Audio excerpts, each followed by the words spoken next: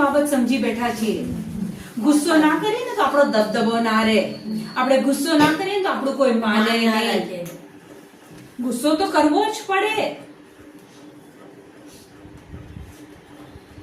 પ્રભુ ઈસુ પોતે કહે છે કે ભાઈનો તિરસ્કાર કરશે, ગુસ્સો કરશે, અહીંયા કહે છે કે નરકના અગ્નિને પાત્ર બનશે.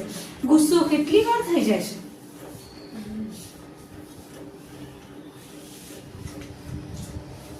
ભૂતકાળમાં કેટલી વાર કર્યો છે? આજે પ્રભુ દર્શન 3:20 કે છે તમારા દરવાજે ઉભો રહીને હું ખટખટાવું છું, જે દરવાજો ખોલશે એના ઘરમાં હું જઈશ. આજે પ્રભુ તમારો દરવાજો ખટખટાવે છે. ગુસ્સો, નફરત, દ્વેષ, તિરસ્કાર છોડી દો. હજી સમય છે.